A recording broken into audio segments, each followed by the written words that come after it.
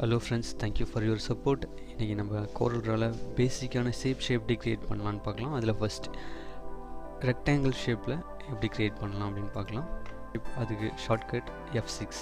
நீங்கள் கிளிக் பண்ணி ட்ராக் பண்ணிங்கன்னா நம்ம எப்படி வேணுமோ என்ன சைஸ் வேணுமோ அந்த மாதிரி ட்ராக் பண்ணிக்கலாம். இல்லை உங்களுக்கு ஈவனாக வேணும் அப்படின்னா நீங்கள் கண்ட்ரோலில் ப்ரெஸ் பண்ணிட்டு எல்லா பக்கமும் ஷேப் ஈவனாக கிடைக்கும். அதில் நம்ம சைஸ் சேஞ்ச் பண்ணோம்னா இங்கே இந்த இடத்துல போய் நம்ம சேஞ்ச் பண்ணிக்கலாம். இப்போ இதில் எனக்கு கார்னர் வந்து கர்வ் வேணும் அப்படின்னா இது மேலே பார்த்தீங்கன்னா இங்கே நம்மளுக்கு என்ன பாயிண்ட் வேணுமோ அதை நம்ம கொடுக்கலாம். 5, 10 அப்படின்னு நம்ம எந்தளவுக்கு இன்க்ரீஸ் பண்ணுறோமோ அந்தளவுக்கு அந்த கர்வ் வந்து பெருசாகும். இப்போ எனக்கு இந்த ஷேப் இல்லாமல் எனக்கு கொஞ்சம் கர்வ் ஷேப்பில் வேணும் அப்படின்னா இங்கே கிளிக் பண்ணிக்கலாம். அது கொஞ்சம் ஃப்ளாட்டாக வேணும் அப்படின்னா இப்படி பண்ணி இங்கே கிளிக் பண்ணிக்கலாம். இந்த கர்சரை இங்கே ப்ரெஸ் பண்ணிக்கலாம். இதில் எனக்கு இந்த பாயிண்ட்ஸ் வந்து கம்மி பண்ணிக்கணும் அப்படின்னா இங்கே நம்பர்ஸை கம்மியாக டைப் பண்ணும்போது கொடுக்குற வேல்யூக்கு தகுந்த மாதிரி அந்த நோடு வந்து மாறிக்கிட்டே இருக்கும். சில சமயத்தில் உங்களுக்கு இந்த டாப் சைடில் மட்டும் டாப் லெஃப்ட்டு மட்டும் உங்களுக்கு கர்வ் வேணும், மற்ற 4 பக்கமும் இந்த கர்வ் தேவையில்லை அப்படின்னா நீங்கள் இங்கே இந்த லாக் அதை வந்து அன்லாக் பண்ணிக்கலாம். அன்லாக் பண்ணிவிட்டு இங்கே டைப் பண்ணிங்கன்னா ஒரு பக்கம் மட்டும் இந்த கர்வ் கிடைக்கும், மற்ற இடத்துலலாம் ஷார்ப்பாக இருக்கும். எனக்கு இப்போ மறுபடியும் ரைட் பாட்டம் 10 அப்படின்னு கொடுக்குறேன். இந்த ரைட் பாட்டம் மட்டும் எனக்கு கர்வ் க்ரியேட் ஆகிடுச்சு. நீங்கள் ஒரு பாக்ஸ் க்ரியேட் பண்ணிட்டீங்க. அதை நீங்கள் இந்த பாயிண்ட்ஸ் எல்லா பக்கமும் இந்த பாயிண்ட்ஸ் காமிக்கும். அந்த எந்த சைடில் வேணுமோ நீங்கள் அந்த சைடில் கிளிக் பண்ணி ட்ராக் பண்ணிங்க அப்படின்னா அந்த பாக்ஸ் வந்து அந்த பாக்ஸோட சைஸை இன்க்ரீஸ் பண்ணிக்கலாம், இன்க்ரீஸ் ஆர் டிக்ரீஸ் பண்ணிக்கலாம். இப்போ எனக்கு சும்மா ஒரு கிளிக் பண்ணி ட்ராக் பண்ணேன்னா நான் எந்த பக்கம் வேணுமோ அந்த பக்கம் மட்டும்தான் என்னோடய பாக்ஸ் சைஸ் வந்து ப்ரெஸ் பண்ண முடியும். இதே நீங்கள் ஷிஃப்ட் ப்ரெஸ் பண்ணிட்டு நீங்கள் கிளிக் பண்ணி ட்ராக் பண்ணீங்க அப்படின்னா அது ஈவனாக லெஃப்ட் அண்ட் ரைட் 2 சைட்லேயுமே அது ஈவனாக இன்க்ரீஸோ ஆர் டிக்ரீஸோ பண்ணிக்கலாம். இதே நீங்கள் கண்ட்ரோலை ப்ரெஸ் பண்ணிட்டு நீங்கள் ட்ராக் பண்ணீங்க அப்படின்னா அது என்ன சைஸ் இருக்கோ அதை அப்படியே டபுளாக மாற்றிக்கலாம். தென் நீங்கள் கண்ட்ரோலை யூஸ் பண்ணி நீங்கள் ட்ராக் பண்ணும்போது அது மிரர் இமேஜாக கூட மாற்றிக்கலாம்.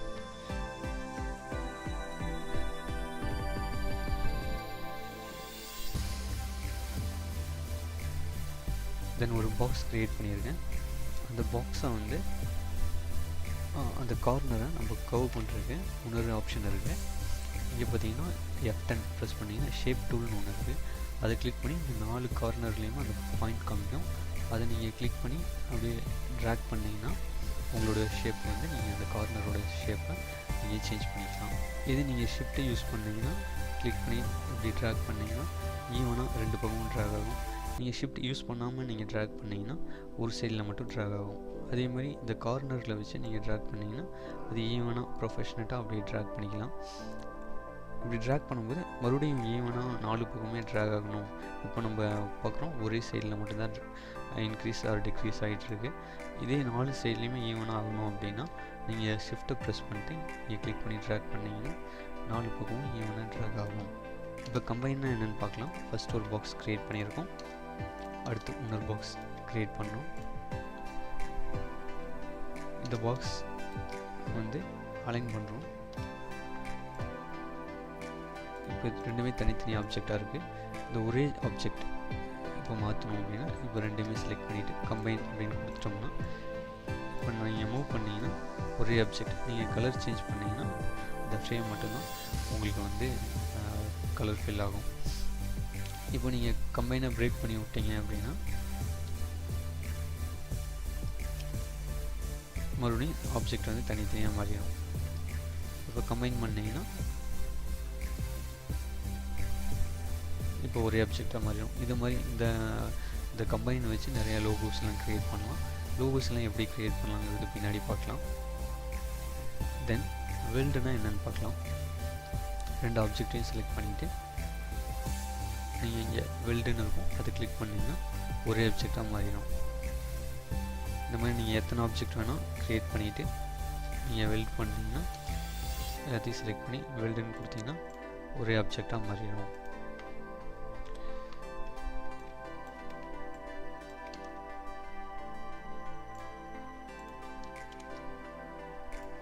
ட்ரிம் அப்படின்னா என்னென்னு பார்க்கலாம். 2 ஆப்ஜெக்டையும் செலக்ட் பண்ணிவிட்டு இங்கே ட்ரிம் கொடுத்தீங்கன்னா பாக்ஸை மூவ் பண்ணிங்கன்னா அது ட்ரிம் ஆகிருக்கும். ரெண்டு ஆப்ஜெக்ட் இருக்குது, அதில் நீங்கள் செகண்டாக எந்த ஆப்ஜெக்டை செலக்ட் பண்ணுறீங்களோ அந்த ஆப்ஜெக்டை வந்து ட்ரிம் ஆகும். இங்கே பாருங்கள், ப்ளூ கலர் ஃபஸ்ட்டு செலக்ட் பண்ணியிருக்கேன், தென் க்ரீன் கலரை செலக்ட் பண்ணுறேன். ஸோ இப்போ வந்து எனக்கு க்ரீன் கலர் வந்து ட்ரிம் ஆகிடும். இதுதான் ட்ரிம். நெக்ஸ்ட் நம்ம இப்போ இன்டர்செக்டை பற்றி பார்க்க போகிறோம். இன்டர்செக்ட் அப்படின்னா என்ன? ரெண்டு ஆப்ஜெக்டை செலக்ட் பண்ணிவிட்டு இன்டர்செக்ட் கொடுத்தீங்கன்னா இந்த ஓவர்லேப் ஆகிற இடத்துல வர அந்த ஒரு பொசிஷனை மட்டும், அந்த போர்ஷனை மட்டும் நம்ம வந்து நம்மளுக்கு வேணும் அப்படின்னா அது வந்து இன்டர்செக்டை வச்சு நம்ம கட் பண்ணி எடுத்துக்கலாம். இந்த பார்ட் மட்டும் நம்மளுக்கு இங்கே வந்துடுச்சு. தென் இப்போ நான் ஒரு 4-5 ஷேப் க்ரியேட் பண்ணுறேன். இப்போலாம் நீங்கள் மூவ் பண்ணிங்கன்னா ஒவ்வொரு ஷேப்பும் தனித்தனியாக மூவ் ஆகுது.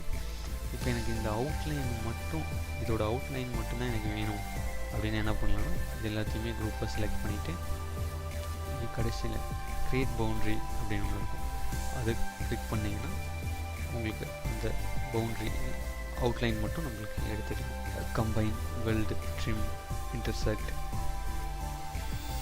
க்ரியேட் பவுண்ட்ரி இதெல்லாம் யூஸ் பண்ணி எப்படி லோகோ க்ரியேட் பண்ணுறது அப்படிங்கிறத பற்றி பின்னாடி கிளாஸில் நம்ம பார்க்கலாம். Thank you for your support. இந்த வீடியோ உங்களுக்கு பிடிச்சிருந்தால் லைக் பண்ணுங்கள், ஷேர் பண்ணுங்கள், கமெண்ட் பண்ணுங்கள். அருகில் இருக்கும் பெல் பட்டனை ப்ரெஸ் பண்ணுங்கள்.